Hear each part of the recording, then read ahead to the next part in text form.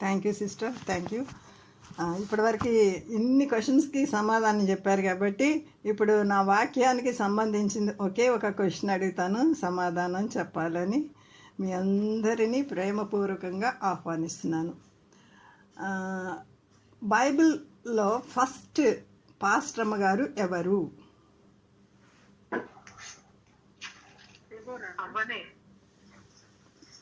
No no, ఎవరమ్మా? కాదు, పాస్టర్మ గారు. ఆవిడ వర్షిప్ లీడర్. ఆవిడ అందరినీ చక్కగా వర్షిప్లో లీడ్ చేస్తుంది. కాదు కాదు, ఇది చాలా కష్టమైందే. నేను కూడా ఎక్స్పెక్ట్ చేయలేదు మీరు చెప్తారని. నేనే చెప్పేస్తానమ్మా, ఓకేనా? ఏమ్మా, క్లూ ఇస్తాను, పోనీ క్లూ ఇస్తాను. సరే, 50% నేనే చెప్పేస్తున్నట్లు. ఆమె ప్రధాన యాజకుని భార్య.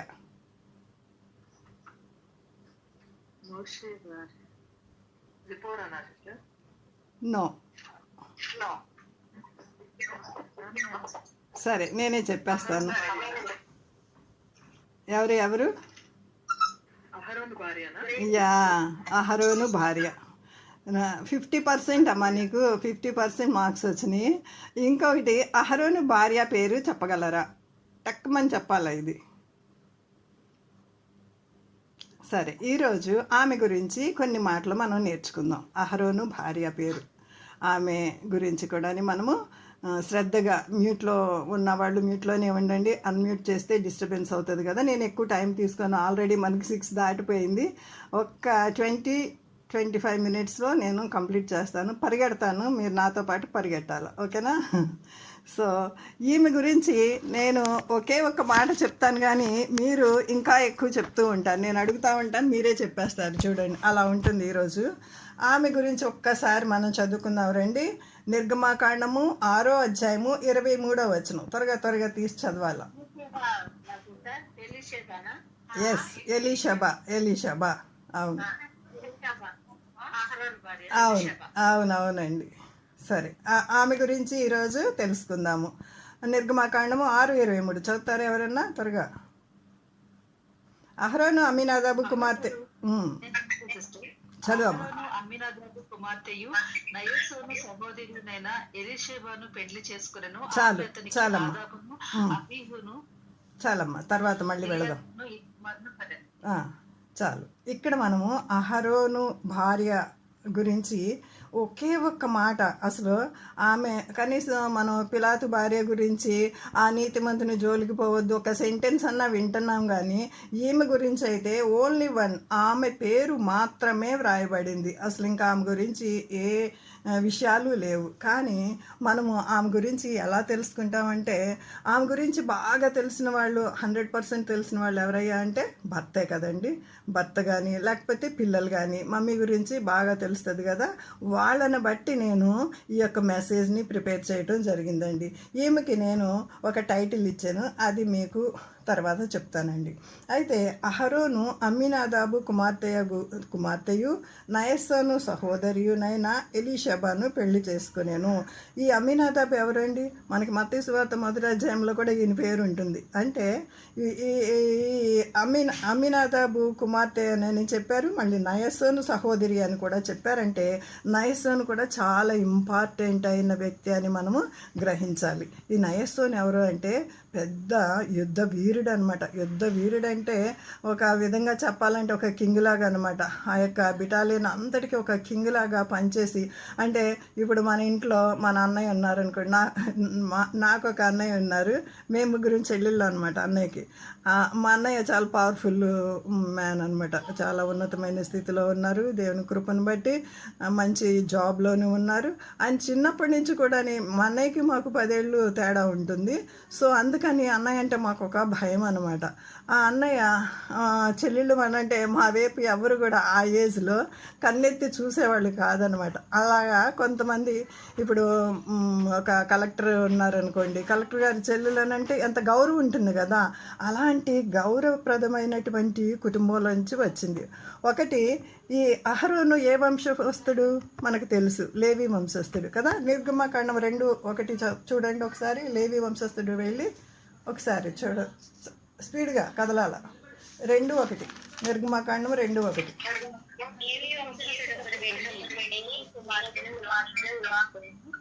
ఆ స్త్రీ గర్భవతి కుమారుని కని వాడు సుందరుడై ఉండట చూసి 3 నెలలు వానిని దాచెను. చాలు. లేవి వంశస్థుడు ఒకడు వెళ్ళి లేవి కుమార్తెలో కావని పెళ్లి చేసుకున్నారు. అంటే అమ్రాము యాకోబేతుల కుమారుడే కదా. అహరోను మనకు తెలుసు కదా, ఇక్కడే ఉంటుంది. ఇక్కడే మనకి 20వ వచనంలో ఉంటుందన్నమాట. అయితే లేవీల్లోనే పెళ్లి చేసుకుంటారు. ఎందుకంటే వాళ్ళు యాజక ధర్మం చేసేవాళ్ళు కాబట్టి వాళ్ళలోనే పెళ్లి చేసుకుంటారు. కానీ ఈ ఏకబెత్తు ఎంత గొప్ప స్త్రీ అంటే అసలు ప్రేయర్ వారియర్ అంటే ఈమె అనమాట. మన టైటిల్కి, మన యొక్క ఫెలోషిప్కి కూడా ప్రేయర్ వారియర్ అని పెట్టుకున్నాం కదా. నిజంగా ఈమె ఒక ప్రేయర్ వారియర్గా ఉంటుందన్నమాట. చూసింది ఆ కాలంలో పిల్లలు పుట్టటము అంటే మగపిల్లలు పుడితే సముద్రంలో అంటే నదిలో పడవేయమని ఆజ్ఞ ఉంది కదా. అలాంటి ఆజ్ఞలు ఉన్నటువంటి సమయంలో వీళ్ళు పుట్టారు.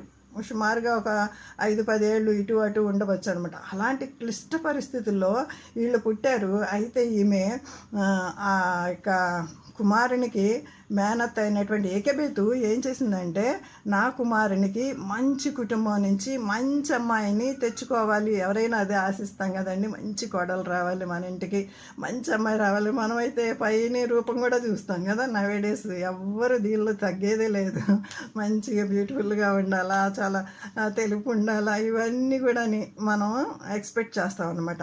అయితే ఈమె ఏం చేసిందంటే, మంచి భయభక్తులు గల కుటుంబంలోంచి తెచ్చుకోవాలి అని లేవి కుటుంబంలో నుంచి తీసుకోలేదు. ఈమె యూదా గోత్రం నుంచి ఈ అమ్మాయిని సెలెక్ట్ చేసుకున్నట్లుగా మనం చూస్తాం అనమాట. అందుకే మత్తయి సువార్త 1:3 వచనంలో కూడా వీళ్ళ పేర్లు ఉంటాయి. ఇదంతా నేను చెప్పుకుంటా వెళితే చాలా టైం అవుతుంది. జస్ట్ నేను మీకు రెఫరెన్స్ ఇచ్చిన తర్వాత మీరు చదువుకోండి. అలాగా మంచి అంటే ఒక చారిత్రాత్మకమైన ఘట్టం అనమాట ఇది. యూదురాలిని పెండ్లి చేసుకోవటము ఈ లేవీలు ఒక చారిత్రాత్మకమైన ఘట్టం అన్నమాట. వీళ్ళందరూ కూడా దేనికి పాటుపడ్డారంటే, మనందరం ఇక్కడి నుంచి బయటికి వెళ్ళిపోవాలి. ఈమె పేరు ఏంటంటే ఎలీషబా అన్నాం కదా. ఎల్ అంటే దేవుడు, షెబాన్ అంటే దేవుడు, ఏంటి వాగ్దానము, దేవుని వాగ్దానము. ఈ పేరుకి అర్థం ఏంటంటే దేవుని వాగ్దానము అని పేరు అన్నమాట. అయితే ఈ పేరుకి తగినట్లుగా వాళ్ళ తండ్రి గారు ఈమెకి దేవుడు తన వాగ్దానాన్ని జ్ఞాపకం చేసుకుంటాడు. ఎందుకంటే మనము 430 సంవత్సరాల నుంచి ఈ ఐగుప్తులో బాగా బానిసత్వంలో నలిగిపోతున్నాం కదా. సో దేవుడు నా కుమార్తె ద్వారా అంటే తన యొక్క వాగ్దానాన్ని జ్ఞాపకం చేసుకుంటాడు. మీకు విడుదల ఇస్తానని ఎప్పుడో అబ్రహాం దగ్గరే చెప్పేశాడు కదా. కొన్ని సంవత్సరాలు మీరు ఇక్కడ ఉంటారు, దాని తర్వాత మీకు విడుదల కలుగుతుందని ముందే చెప్పాడు కదా. తన వాగ్దానాన్ని జ్ఞాపకం చేసుకోవాలి అనేసి వాగ్దానాన్ని జ్ఞాపకం చేసుకోవాలని పేరు పెట్టాడు. కాబట్టి ఆ పేరుకు తగినట్లుగా ఈమె జీవించినట్లుగా మనం చూస్తామండి. ఆమె గురించి చెప్పాలంటే ఈమె ప్రొఫైల్ ఒకసారి చూద్దామండి. ఈమె ప్రొఫైల్ అమ్మినాదాబు కుమార్తె. నేను ఒకటి చెప్పాను, ఇప్పుడు మిగతా అన్నీ మీరు చెప్తారు చూడండి. అమ్మినాదాబు కుమార్తె, తర్వాత నయస్సోనికి చెల్లెలు అన్న సిస్టర్ అనమాట. అయితే ఆమెకు మరిది గారు ఎవరండి? మీరే చెప్పాలి ఇప్పుడు. మరిది గారు ఎవరు?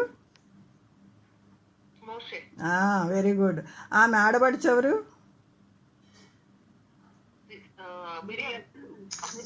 ఎస్ ఆడపడుచులు మామూలుగా ఉండరు కొన్ని కుటుంబాల్లో, అలాగే ఇక్కడ కూడా ఉంటుంది. చూద్దాం తర్వాత మనము. అయితే ఆమె చిల్డ్రన్ కూడా మనం చదివాము ఇందాక కింద వచనంలో. మనం చదివినట్లయితే సన్స్ గురించి చెప్పండి, చదవండి త్వరగా.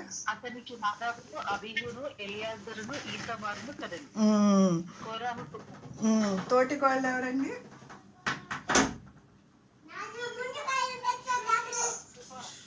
తర్వాత ఎత్తుకెళ్ళి ఆ పేర్లో ఉంది.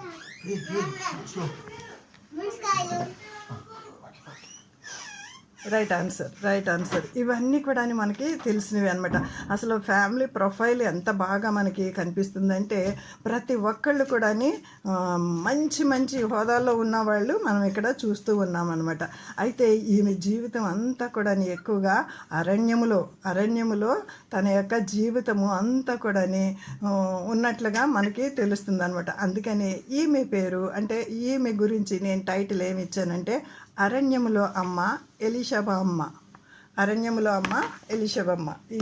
ఈరోజు నా యొక్క టైటిల్ అరణ్యంలో అమ్మ ఎలీషబమ్మ. సరేనా, చక్కగా సరిపోయిందని నేను అనుకుంటున్నాను. అయితే ఈమె జీవితంలో ఎన్నో గొప్ప పోరాటాలలో నుంచి వెళ్ళింది. మనందరి జీవితాల్లో కూడా చాలా పోరాటాలు ఉంటాయి కదండి. అరణ్య జీవితం అంటే ఎలా ఉంటుంది? బానిసత్వంలో జన్మించింది, అరణ్యంలో జీవించింది ఈమె. బానిసత్వం అప్పుడు ఎలాంటి బానిసత్వం అంటే అసలు ఎంత క్రిటికల్ అటువంటి పొజిషన్లో అనమాట. మనం ఒకసారి నిర్గమాకాండము 4వ అధ్యాయం 5వ అధ్యాయము 17వ వచనం చూడండి. 16-17 వచనాలు చదవండి. తమ దాసులకు గడ్డినియరు, అయితే ఇటుకలు చేయడని మాతో చెప్పుచున్నారు, చింతగించుము. వారు తమరి దాసులను కొట్టుచున్నారు, అయితే తప్పిదము తమరి ప్రజల యందే ఉన్నదని మొరపెట్టిరి. అందుకతడు, మీరు సోమరులు, అందుచేత మేము వెళ్లి యెహోవాకు బలి నర్పించుటకు సెలవిమ్మని మీరు అడుగుచున్నారు. మీరు పొండి చదవండి.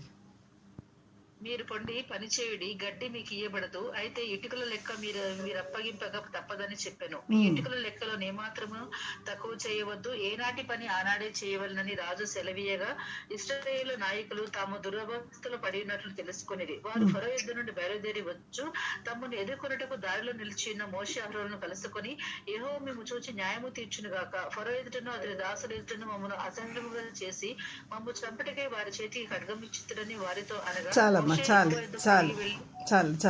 ఇక్కడ ఏమని అంటున్నారో చూడండి. యెహోవా మిమ్మల్ని చూచి న్యాయం తీర్చును గాక అని అక్కడి వరకు బాగానే అన్నారు. ఫరో ఎదుటను అతని దాసుల ఎదుటను మమ్మల్ని అసహ్యులుగా చేసి మమ్ము చంపుటకే వారి చేతికి ఖడ్గం ఇచ్చిదరని వారితో అనగా ఏమంటున్నారో చూడండి.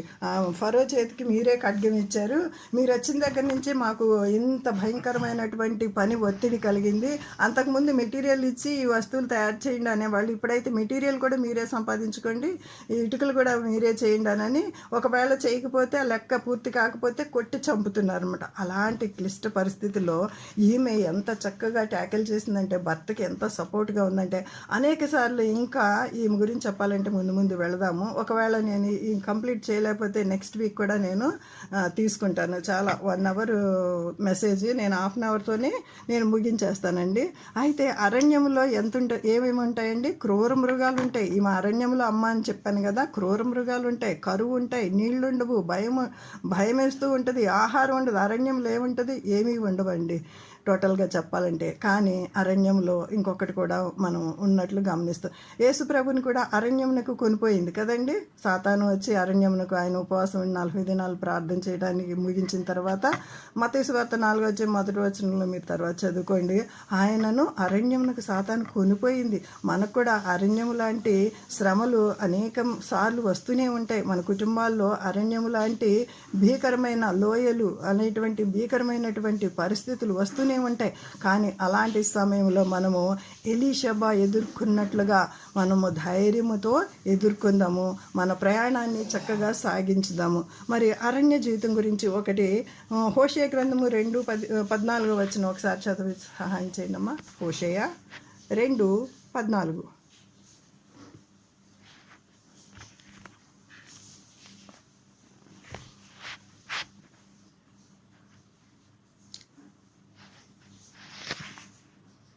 అరణ్యములో ఆకర్షణ, అక్కడ ఆకర్షణ మనకు కనిపిస్తూ ఉంటుందన్నమాట. అరణ్యములో హోషేయ గ్రంథము 2వ అధ్యాయం.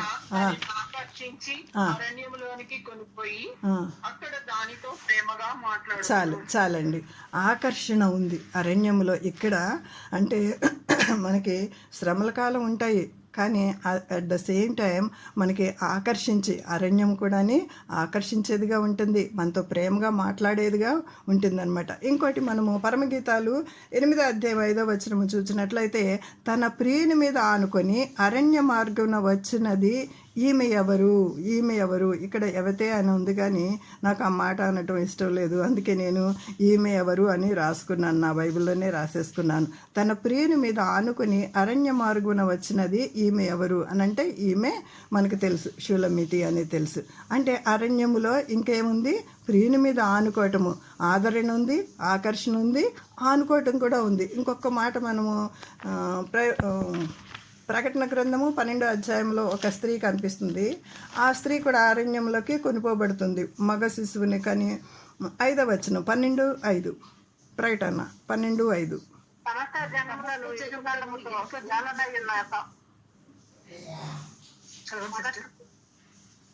సమస్త జనములను ఇనుపదండముతో ఎట్లనయ్యున్న ఒక మగ శిశువును ఆమె కనగా, ఆమె శిశువు దేని యొద్దకును ఆయన సింహాసనం నొద్దకును కొనిపోబడును, దేవుని యొద్దకును ఆయన సింహాసనం నొద్దకును కొనిపోబడును. ఆ స్త్రీ అరణ్యమునకు పారిపోయాను. ఇంకా అచ్చట వారు 1260 దినములు ఆమెను పోషిపోవాలని దేవుడు ఆమెకు ఒక స్థలము సిద్ధపరిచి ఉంచెను. హల్లెలూయా. ఈ స్త్రీ ఎవరిని చూపిస్తుందంటే ఇశ్రాయేల్ జనాంగాన్ని. నవేడేస్ మనం చూస్తున్నాం కదా. అయితే ఈ స్త్రీ ఒక శిశువుని కనంగానే ఆమె శిశువు దేవుని వద్దకు ఆయన సింహాసనం వద్దకు కొనిపోబడిన. ఆ స్త్రీ అరణ్యంనకు పారిపోయిన. అచ్చట వారు ఆమెకి ఏమని ఆర్డర్ చేస్తున్నారంటే 1260 దినములు ఆమెను పోషింపవలనని దేవుడు ఆమెకు ఒక స్థలము సిద్ధపరిచి ఉంచెను. అంటే అరణ్యంలో ఆహారం కూడా ఉంటుందన్నమాట. ఇవన్నీ ఉన్నాయి. అరణ్య మార్గంని ప్రయాణం చేస్తూ వచ్చిందండి. అసలు ఈమె గురించి ఇంకొక మాట నేను ముందుకు వెళ్తాను. ఈమె కుమారులు 4 కదా. 2 అన్యాజ్ఞ వేసినప్పుడు దేవుడు ఆన్ ద స్పాట్ తీసేసుకుంటాడు కదా. 2 విషయాలు నేను మీ ముందుకు తీసుకుని వచ్చి నా మెసేజ్ని క్లుప్తంగా ముగిస్తాను. లేవీకాండము 10వ అధ్యాయము మొదటి 2 వచనాలు. లేవీకాండము 10వ అధ్యాయము డైరెక్ట్గా వచ్చేస్తున్నాను. అహరోను కుమారులైన నాదాబు, అబీహులు తమ తమ ధూపార్తులను తీసుకుని వాటిలో నిప్పులుంచి వాటి మీద ధూపద్రవ్యము వేసి యెహోవా తమకు ఆజ్ఞాపింపని వేరొక అగ్నిని ఆయన సన్నిధికి తేగా, యెహోవా సన్నిధి నుండి అగ్ని బయలుదేరి వారిని కాల్చివేశాను. వారు యెహోవా సన్నిధిని మృతి పొందిరి. చాలమ్మా. ఆన్ ద స్పాట్ అన్యాగ్ని తీసుకుని వచ్చారని ఆన్ ద స్పాట్ 2 బిడ్డల్ని కోల్పోయిందండి. నిజంగా ఎందుకంటే దేవుడు అలాంటి పని చేశారు. వాళ్ళు ఆజ్ఞాతిక్రమమే పాపం కదండి. ఆజ్ఞాతిక్రమమే పాపం. మోషే ఏం చేశాడని కానాంచారలేదు, నోటితో ఒక మాట అన్నాడు అంతే, కానాంచారలేదు. నిజంగా దేవుని పరిచర్య అంటే మామూలు మాట కాదండి. దేవుని పరిచర్య అంటే ఎంత భయముతోనూ, ఎంత వణుకుతోనూ, ఎంత దీనత్వంతో చేయాలంటే యాజకత్వ పరిచర్య చాలా పవిత్రమైంది. అసలు నవేడేస్ దేవుని వాక్యం చెప్పేవాళ్ళు యూట్యూబ్లో 2 మాటలు నేర్చేసుకుని చెప్పేస్తున్నారండి. అది కరెక్ట్ కానే కాదు. దాని ద్వారా మనం ఏమీ నేర్చుకోలేము, ఏమీ పొందుకోలేము. ఎవరైతే వాక్యానుసారంగా జీవిస్తారో వాళ్ళ సాక్షి జీవితం చెప్పినట్లుగా ఉంటుంది. 100% ఎవరు పర్ఫెక్ట్ కాదంటలేదు. బట్ కనీసం మినిమం థింగ్స్ అన్న వాళ్ళకి తెలిసి ఉండాలండి. యాజకత్వ పని అంటే మామూలు మాట కానే కాదండి. చాలా పవిత్రమైంది, భయంతో కూడింది, విధేయతతో కూడింది, నిజాయితీతో కూడింది, యథార్థతో కూడింది. జాగ్రత్తగా కొనసాగించాలి. లేకపోతే ఆన్ ద స్పాట్ ఇప్పుడు మనకి మనం బాగానే నడిపించేస్తున్నాంలే, మనం బాగానే చెప్పేస్తున్నాంలే, వాక్యము బాగానే నేర్చేసుకుంటున్నాంలే అని మనకి తృప్తి పడితే నిజంగా దాని యొక్క రిజల్ట్ తర్వాత అయినా సరే మనకి వస్తుంది. చాలా జాగ్రత్తగా. అందుకే యాకోబు పత్రిక 3వ అధ్యాయం 1వ వచనంలో చదవండి అమ్మా. యాకోబు పత్రిక 3:1. ఆ మాట చూసి నేను చాలాళ్ళు దేవుని వాక్యం చెప్పడానికి వెనక తీశాను. సహోదరులారా, బోధకులమైన మనము మరీ కఠినమైన తీర్పు పొందుదమని తెలుసుకొని మీలో అనేకులు బోధకులు కాకుండుడి. చాలమ్మా, చాలు. మనలో అనేకులము బోధకులు కాకుండా ఉండాలన్నమాట. నా సహోదరులారా, బోధకులమైన మనము మరి కఠినమైన తీర్పు అంటే చెప్పేవాళ్ళకి ఇంకా కఠినం, వినేవాళ్ళకన్నా డబల్ వస్తుంది అనమాట. కాబట్టి దేవుని వాక్యం పట్టుకుంటున్నామంటే దేవుని స్థానంలో మనం నిలబడ్డామని మనము తెలుసుకోవాలన్నమాట. అయితే వీళ్ళు ఆన్ ద స్పాట్ చనిపోయినప్పుడు దేవుడు ఏం చెప్తున్నాడంటే మీరు ఏడవకూడదు. మనం బిడ్డలు కానీ ఎవరినైనా మన కుటుంబీకులని, సొంత వారిని, మన పేరెంట్స్, ఇప్పుడు మనమే ఓల్డ్ ఏజ్కి వచ్చాం, మన పేరెంట్స్ చనిపోయారంటే వాళ్ళ మీద పడి ఏడిస్తేనే కానీ మనకు ఆ హృదయ భారం తగ్గుతుంది కదా. Don't touch. నువ్వు ఏడవకూడదు అని దేవుడు ఎంత కఠినంగా ఆజ్ఞాపించాడంటే అలాగా చేశారు. నిజంగా ఇది ఎంత తలుచుకుంటే ఆమె ఎంత క్లిష్ట పరిస్థితి నుంచి వెళ్ళింది. ఒక పక్కన బిడ్డలు కోల్పోయారు, ఏడవకూడదని చెప్తున్నాడు. ఇలాంటిదే ఒకళ్ళకి కూడా జరుగుతుంది. యేస్కేలు గ్రంథం 24వ అధ్యాయంలో ఒక మాట ఉంటుంది చూడండి. యేస్కేలు ప్రవక్త కూడాని దేవుడు ఇలాంటి పరీక్ష పెడతాడనమాట. ఆమె చాలా అందమైనటువంటి స్త్రీ అనమాట. అయితే ఆ స్త్రీని నేను ఒక్క దెబ్బతో నీ ముందు నుంచి తీసివేస్తున్నాను, నువ్వు ఏడవకూడదు, నువ్వేం చేయకూడదు, వెళ్ళి దేవుని వాక్యం చెప్పు అని అంటాడు. అసలు ఎంత భయంకరం అంటే 15వ వచనం నుంచి చదవమ్మా. 24:15 యేస్కేలు. 24:15. మరి యెహోవాకు నాకు ప్రత్యక్షమే ఇలాగూ సెలవిచ్చెను, నరపుత్రుడా, నీ కన్నులకింపైన దాన్ని నీ యొద్ద నుండి ఒక దెబ్బతో తీసివేయబోచున్నాను. నీవు అంగలార్చవద్దు, ఏడవద్దు, కన్నీరు విడవద్దు. మృతులకై విలాపము చేయక నిశ్శబ్దముగా నిట్టూర్పు విడుము. నీ శిరోభూషణములు ధరించుకుని పాదరక్షలు తొడుక్కునవలెను. నీ పెదవులు మూసుకొనవద్దు, జనులు ఆహారం భుజింపవద్దు. చాలు ఇంకా చాలా విషయాలు ఇవన్నీ ఉన్నాయి అన్నమాట. అసలు ఎంత బ్యూటిఫుల్ వైఫ్ని ఒక్క దెబ్బతో తీసివేస్తున్నాను, నువ్వు ఏడొద్దు, నువ్వు అంగలార్చవద్దు, మళ్ళీ నువ్వు వెళ్ళి వాక్యం చెప్పు అని నేను చెప్తుంటే దేవుడు చెప్పినట్లు చేశారండి. నిజంగా ఆ భక్తులను చూసి మనం ఎంతైనా నేర్చుకోవాలండి, అనేక పాఠాలు నేర్చుకోవాలి. మరి ఈమె కూడా అలాగే చేసిందండి. ఎంత ఓర్చుకుందంటే అట్ ద సేమ్ టైం ఇంకా 2 కుమారులు ఉన్నారు కదా, ఎలియాజరు ఇంకా ఈతామారు అని 2 కుమారులు ఉన్నారు కదా, వాళ్ళు కూడా దేవుని సేవకి వెంటనే తర్ఫీదు చేసిందండి. బిడ్డల్ని ఎంత చక్కగా పెంచిందంటే ఎంత తర్ఫీదు. అప్పటికే పాపం వాళ్ళు యవనస్తులు అయిపోయి ఉన్నారు. మరి అన్న వాళ్ళు 2 ఆన్ ద స్పాట్ చనిపోయారు. బాబోయ్, మేము ఈ పరిచర్యలో ఉండమని చెప్పేవాళ్ళు ఎంతోమంది ఉంటారు. వాళ్ళని సంజాయించి వాళ్ళకి దేవుని మాటలు చెప్పి మనం బ్రతుకుట క్రీస్తే చావైతే లాభం నాన్న, మనకి ఇవ్వబడినటువంటి ఆధిక్యత వేరే వాళ్ళకి లేదు, మనం లేవి కుటుంబస్తులము కాబట్టి మన ధర్మం ఇది, దేవునికి పరిచర్య చేస్తున్నాం, మనుషులకు కాదు అని ఎన్ని మాటలు చెప్పిందో ఆ తల్లి. మరి 2 కుమారులను కూడా చక్కగా తర్ఫీదు చేసిందండి. చక్కగా తర్ఫీదు చేసి మనం ఇక్కడ 10వ అధ్యాయంలోనే, లేవికాండం 10వ అధ్యాయంలో కొన్ని మాటలు మీరు చూసినట్లయితే 6-7 వచనాలు చదవండి అమ్మా. 10:6-7 లేవి.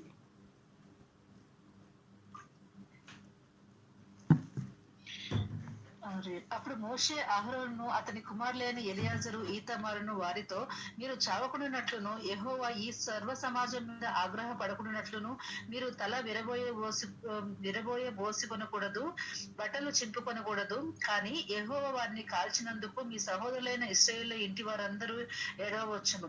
యెహోవా అభిషేక తైలము మీ మీద ఉన్నది కనుక మీరు చావకుండానట్లు మీరు ప్రత్యక్ష గుడారం యొక్క ద్వారంలో నుండి బయలు వెళ్ళకూడదనెను. వారు మోషే చెప్పిన మాట చొప్పున చేసిరి. చాలు మోషే చెప్పిన మాట చొప్పున అహరోను మోషేలు 2 కూడా సెలవిచ్చారు. ఆ మాట చొప్పునే వాళ్ళు చేశారు. ఇంకా వాళ్ళ తల్లి ఎంత చక్కగా తర్ఫీదు చేసిందంటే 12వ వచనం ఇంకొక మాట చదువుకున్నారండి. అప్పుడు మోషే అహరోనుతో మిగిలిన అతని కుమారులైన ఎలియాజరు ఈతామారులతోనూ ఇట్లనెను, మీరు యెహోవా హోమ ద్రవ్యములలో మిగిలిన నైవేద్యమును తీసుకుని అది పొంగకుండా బలిపీఠము దగ్గర తినుడి, అది అతి పరిశుద్ధము. యెహోవా హోమ ద్రవ్యముల నుండి అది నీకును నీ కుమారులకు నియమింపబడిన వంతు. కావున మీరు పరిశుద్ధ స్థలములో దాన్ని తినవలెను. నేను అట్టి ఆజ్ఞను పొందితిని. మరియు అల్లాడించు బోరను కంటిన్యూ మరియు అల్లాడించు బోరను ప్రతిష్ఠితమైన జబ్బను మీరు అనగా నీవును నీతో పాటు నీ కుమారులను నీ కుమార్తెలను పవిత్ర స్థలంలో తినవలెను. చాలు ఇక్కడ ఎందుకంటే ఇక్కడ చాలమ్మా చాలు ఇక్కడ నీ కుమారులు నీ కుమార్తెలు అని ఉంది కదా, ఆ మాట కోసం నేను అక్కడ వరకే చదివించాను అనమాట. కుమారులు అయితే యాజక ధర్మం చేస్తూ మరి చాలా చక్కగా, అంటే యాజకుల వస్త్రాలే డిఫరెంట్గా ఉంటాయి, చాలా చక్కని వస్త్రాలు ఉంటాయి. ఎక్కడంటే మనం చూస్తాము లేవికాండము 9వ అధ్యాయము 8వ అధ్యాయంలో కూడా వీళ్ళ వస్త్రాల గురించి 8వ అధ్యాయంలో కూడా 8-9 అధ్యాయంలోనే వీళ్ళు జస్ట్ అప్పుడే యాజక పరిచర్యకు వస్తారు. వెంటనే తర్వాత మీరు చదువుకోండి ఎంత ప్రశస్తమైన వస్త్రాలు ఉంటాయంటే వాళ్ళు ఆ యాజక ధర్మం అప్పుడే కొత్తగా చేస్తూ వచ్చారు. ఆన్ ద స్పాట్ దేవుడు ఆజ్ఞాపించిన ఒక అన్య అగ్నిని తీసుకొచ్చినందుకు ఆన్ ద స్పాట్ అయిపోయారు. ఇంకా తర్వాత ఏమైందంటే వీళ్ళు యాజక ధర్మం చేస్తుంటే, అంటే తండ్రి కుమారులు యాజక ధర్మం చేస్తుంటే ఈ కుమార్తెలు ఈమె కూడా ఇంట్లో పనులన్నీ కూడా ఏమేం కావాలి, ఏమిటి అవసరత ఉంది అని మళ్ళీ వచ్చే వాళ్ళకి ఉండేవారికి, అంటే ఇశ్రాయేలు ప్రయాణంలో రోజుకి కొన్ని వందల మంది చనిపోతూ ఉండేవారు 40 సంవత్సరాలు. ఎందుకంటే వారు బయలుదేరింది ఎంతమంది, 6 లక్షల కాల్బలం అని మనందరికీ తెలుసు కదా. కానీ టోటల్గా మనం చూసినట్లయితే వాళ్ళు పిల్లలు, ఆడవాళ్ళు వీళ్ళందరూ కలుపుకుని, దాసదాసీలు వీళ్ళందరూ కలుపుకుని 20 లక్షల కాల్బలం అనమాట. ఆ 20 లక్షల కాల్బలంలో దేవుని మాట వినకపోతే దేవుడు ఒక తెగుళ్ళను పంపించటమో, లేకపోతే దేవుడు ఇంకొక విధంగా వీరిని శిక్షించటమో. మనకు 32వ అధ్యాయం నిర్గమాకాండంలో తెలిసిన మాటలు ఉన్నాయి కదా. ఒకసారి రండి, నిర్గమాకాండం 32వ అధ్యాయంలో వాళ్ళు మోషేని పైనకి కొండ మీదకి రమ్మంటే వాళ్ళేమో మోషే ఏమైపోయాడో ఏదో మనకు తెలియదు, ఇన్ని రోజులు అయిపోయింది వెళ్ళిపోయాడు. 32వ అధ్యాయము అయితే ఒకటే వచ్చింది 32:1 చదవండి. ఈ మోషే ఏమయ్యాడో మా కోసం తడవు చేయుట ప్రజలు చూచినప్పుడు ఆ ప్రజలు అహరోను వద్దకు కూడి వచ్చి, మా ముందర నడుచుటకు ఒక దేవతను మా కొరకు చేయము, ఐగుప్తులో నుండి మమ్మల్ని రప్పించిన ఆ మోషే అనేవాడు ఏమైనా మాకు తెలియదని అతనితో అనేది. చాలమ్మా, చాలు అలాగనేసి ప్రెషర్ తీసుకొచ్చారంటే, ఎంత ప్రెషర్ తీసుకొచ్చారంటే ఒక్కొక్కసారి అయితే రాళ్ళు రువ్వి చంపడానికి కూడా ప్రజలందరూ కూడా ఆయన్ని రాళ్ళు రువ్వి, మోషేని కానీ అహరోను కానీ రాళ్ళు రువ్వి చంపడానికి కూడా అనేక సార్లు మనకి ఇశ్రాయేల్ చరిత్ర తెలిసిందే. మనం చిన్నప్పటి నుంచి వాక్యం వింటున్నాం కాబట్టి అనేక సార్లు కొట్టడానికి, లేకపోతే మాంసం లేదని, మాకు మాంసం లేదని, లేకపోతే ఆహారం సరి అయింది లేదు, ఈ చవిచారం లేనటువంటి ఈ ఆహారం, ఈ మన్నా ఎన్ని రోజులు మనం తినాలి అనేసి ప్రతిదానికి సణుగుడు గొనుగుడే అనమాట. కేకలు పెట్టేవాళ్ళు ఎంతో భయంకరంగా. నిజంగా మనందరికీ ఎక్స్పీరియన్స్ మనల్ని ఏమన్నా అంటే కనుక మనం కొంచెం ఓర్చుకుంటామేమో కానీ భర్తను ఏమన్నా అంటే మనం ఎవరు ఒప్పుకోం కదండి. అలాగా మోషే మీద కానీ అహరోని మీద కానీ ఎన్నిసార్లు వీళ్ళు రాళ్ళు రువ్వడానికి వచ్చినప్పటికీ ఎంత సామర్థ్యంతో ఎంత చక్కగా ట్యాకిల్ చేసిందంటే, ఈమె చాలా చక్కగా ట్యాకిల్ చేసి కుటుంబాన్ని నడిపించినట్లుగా. మరి ఈ ప్రధాన యాజకుల పని ఏంటంటే, ప్రత్యక్ష గుడారం అక్కడ దేవుడు వేయమంటాడు కదా. ఈ 40 సంవత్సరాల జర్నీలో, అరణ్య జర్నీలో మరి ప్రత్యక్ష గుడారం ఇక్కడ వేయాలంటే ఇక్కడ వేయాలి, మరి అక్కడ వేయంటే అక్కడ వేయాలి, ఇక్కడి నుంచి వెళ్ళిపోమంటే అక్కడ వెళ్ళిపోవాలి. నేను మీకు మొన్నే చెప్పాను కదా, మేఘస్తంభం అగ్నిస్తంభం వీళ్ళు నడిపిస్తూ వచ్చింది. అగ్నిస్తంభం నడిచినప్పుడే వాళ్ళు ముందుకు కదులుతారు. ఆ మేఘం ఎప్పుడైతే వస్తుందో అప్పుడే వాళ్ళు ముందుకు కదులుతూ ఉంటారనమాట. అలాంటి సమయంలో ఈ మేఘస్తంభం నడిపిస్తున్నటువంటి సమయంలో ఈ వీళ్ళు ఇక్కడ మోషే ఏమైపోయాడో మాకు తెలియదు. ఈ ప్రత్యక్ష గుడారాన్ని మోయటానికి ఎవ్వరు కూడా పట్టుకోకూడదు అనమాట. వీళ్ళు మాత్రమే యాజకులు, వీళ్ళు మాత్రమే పట్టుకోవాలి. అంటే అతి పరిశుద్ధ స్థలంలో ఉండవలసినటువంటి ఆ యొక్క మెటీరియల్ అంతా కూడా వీళ్ళే మొయ్యాలి. ఇంకా వేరే వాళ్ళు మొయ్యడానికి వీల్లేదు. ఇంకా బయట మిగతా సామాగ్రి అంతా మొయ్యొచ్చు, కానీ ఇవి మాత్రం అతి పరిశుద్ధ స్థలంలో ఉన్నాయి, వీళ్ళే మొయ్యాలి. వీళ్ళ కుటుంబంలో మరి ఇక్కడి నుంచి అక్కడికి వెళ్ళమంటే వీళ్ళ కుటుంబంలో ఎన్ని సామాన్లు ఉంటాయి అవన్నీ సర్దుకోవటం కానీ వాళ్ళు మోయటం కానీ ఎంత కష్టపడి పనిచేసిందంటే, ఒకసారి 31 సామెతల గ్రంథం చదువుదాం రండి. అవన్నీ కూడా ఈమెకి చక్కగా వర్తిస్తున్నట్లుగా మనము చూడగలము. 31వ అధ్యాయము సామెతల గ్రంథము ఒకసారి చూద్దాం రండి, 10వ వచనం నుంచి. గుణవతి అయిన భార్య దొరుకుతారిది అట్టిది ముత్యం కంటే అమూల్యమైనది. ఆమె పెరిమిట ఆమె మీద నమ్మిక ఉంచును, అతని లాభప్రాప్తికి వెలితి కలుగుదు. తాను బ్రతుకు దినములన్నీ అతనికి మేలు చేయను కానీ కీడేమీ చేయదు. తర్వాత దీనులకు ఆమె చేయి చాపుతుంది, దరిద్రులకు తన చేతులు చాపుతుంది. తన ఇంటి వారికి చలి తగులుతుందని అసలు ఏమాత్రము భయపడదు. బలము ఘనత ఆమెకి వస్త్రాలుగా ఉంటాయి. ఆమె రాబో కాలమందు నిర్భయముగా ఉంటుంది. జ్ఞానము కలిగి తన నోరు తెరుస్తుంది. కృపగల ఉపదేశమే ఆమె బోధిస్తుంది. కృపగల ఉపదేశం ఎలా బోధించిందంటే, ఎంతోమంది ఈ అరణ్య ప్రయాణంలో రాలిపోయారనమాట. 20 లక్షల కాల్బలం రాలిపోయారు. మళ్ళా క్రొత్త జనాంగాన్ని కౌంట్ చేయమని మనకి సంఖ్యాకాండం 1వ అధ్యాయం 1వ వచనంలో ఒకసారి చూడండి. నేను క్లుప్తంగానే ముగించేస్తాను, సమయం అయిపోయింది. సంఖ్యాకాండము 1వ అధ్యాయం 1వ వచనంలో ఒక లిస్ట్ ఉంటుందన్నమాట. ఇక్కడ మనకి ఆ లిస్ట్ ప్రకారము వారు ఐగుప్తు దేశం నుండి బయలు వెళ్ళిన 2వ సంవత్సరము 2వ నెల 1వ తేదీని సీనాయి అరణ్యమందలి ప్రత్యక్ష గుడారములో యెహోవా మోషేతో ఇట్లనెను, ఇశ్రాయేలు వంశముల చొప్పున వారి వారి పితరుల కుటుంబములను బట్టి వారి వారి పెద్దల చొప్పున మగవారినందరినీ లెక్కించే సర్వ సమాజ సంఖ్యను వ్రాయించు. చాలమ్మా చాలు అలాగా రాయించమని చెప్పినప్పుడు అక్కడ ఒక లిస్ట్ వస్తుంది అనమాట. లిస్ట్ వచ్చినప్పుడు మీరు తర్వాత చదువుకోండి. మొదటి అధ్యాయంలోనే ఇక్కడ మనకి 6 లక్షల కాల్బలము అనేసి స్టార్ట్ అయ్యి ఇక్కడ మనకి 46వ వచనంలో ఈ మాటలు ఉంటాయన్నమాట. అయితే ఇక్కడ సంఖ్యాకాండము సేమ్ మళ్ళా ఎంతమంది అయితే చనిపోయారో అంతమంది పుడతారండి. సంఖ్యాకాండము 27వ అధ్యాయము, సంఖ్యాకాండం 26వ అధ్యాయము 51వ వచనంలో వీళ్ళు ఎంతమంది అయితే చనిపోయారో తర్వాత చదువుకోండి. నేను రెఫరెన్స్ మాత్రం ఇస్తున్నాను, సమయం అయిపోయింది కాబట్టి. ఇలాంటి క్లిష్ట పరిస్థితుల్లో ఎంతమంది అయితే పుట్టారో అంతమంది చనిపోయినట్లుగా మనం చూస్తున్నాం. రోజు బరియల్సేనండి. ఈ రోజు బరియల్స్లో ఈమె దగ్గరికి వచ్చి ప్రతి ఒక్కళ్ళు కూడా ఆమె ఆసరా తీసుకునేవాళ్ళు. ఎందుకంటే ఈమె ఆల్రెడీ చనిపోయిన మరణాలు చవి చూసినటువంటి తల్లిగా ఉంది కాబట్టి మిరియాం దగ్గరికి ఎవరు వెళ్ళేవారు కాదు. మిరియాం గురించి ఇంకా చెప్పాలంటే నెక్స్ట్ వీక్ నేను మీకు ఇంకా దీన్ని కంటిన్యూ చేస్తాను. నేను ఎంత స్పీడ్గా పరిగెడుతున్నా సరే నాది అవ్వటలేదు.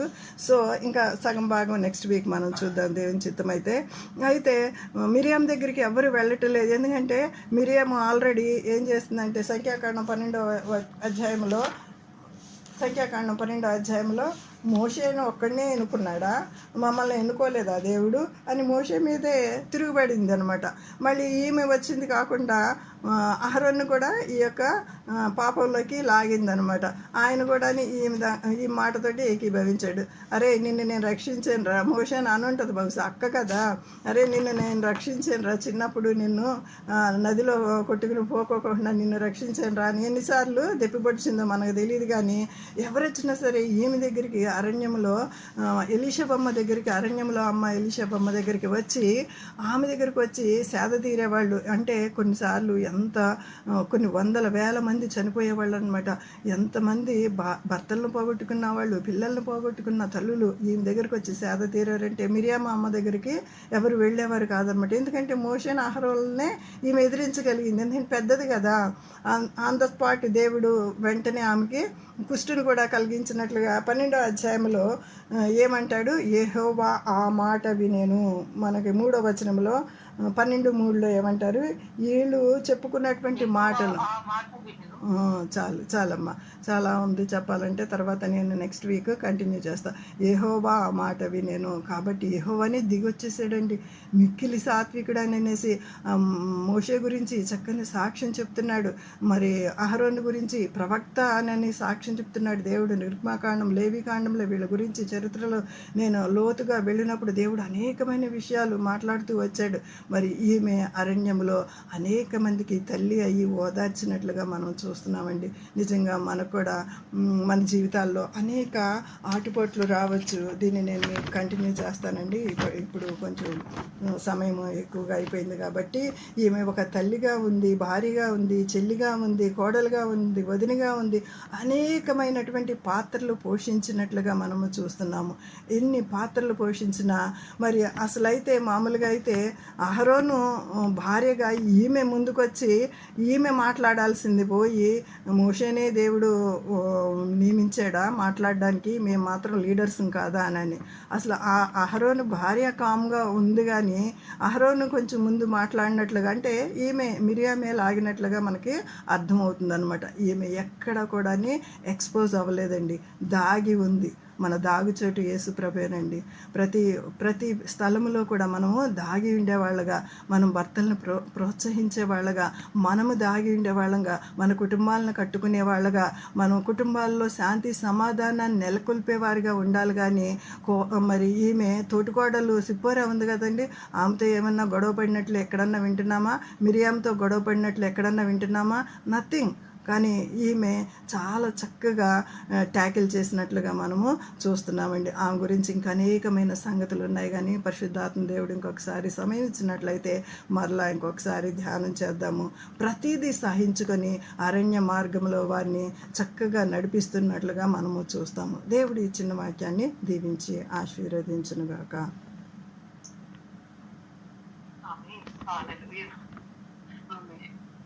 వాక్యమును బట్టి ఒక మాట ప్రార్థన చేసుకుందామండి. ప్రేమ కలిగిన మా తండ్రి, నీకు వందనాలు చెల్లిస్తున్నాం.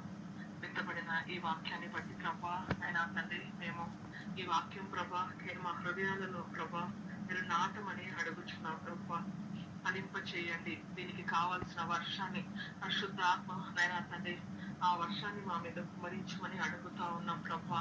నేను ఒక ఎలీషావా ప్రభా, మొట్టమొదటి ప్రధాన యాజకుని భార్యగా ప్రభా ఏ రీతిగా నీ కొరకు నిలబడగలిగిందో ఆ అరణ్యంలో ప్రభా, ఏ వసతులు లేని ఎవరు కూడా ముందు చేయని ఆ కొత్త ఉద్యోగాన్ని ఆ బిడ్డ ప్రభా చేయడానికి కృప పొందుకుంది. నీ మీద ఆనుకొని చేసిన పరిచయం మీరు చూశారు ప్రభా. ఒకనాడు మేము కలుసుకున్నప్పుడు ప్రభా నా కనుగాల్ని మీరు కనపరుస్తున్నారు. నీకు వందనాలు నైనా, నీకు స్తోత్రాలు చెల్లిస్తున్నాం. నేను తండ్రి, గుణవతి అయిన భార్య దొరుకుట అరుదు. నిజమే ప్రభా, అరుదైన ఈ దినాలలో ఇదిగో ఇంతమంది గుణవంతులను మీరు లేవనెత్తుతున్నారు. నీ వాక్యాన్ని బట్టి నీలో ఉన్నటువంటి నేను తండ్రి ఆ ఎగ్జాంపులరీగా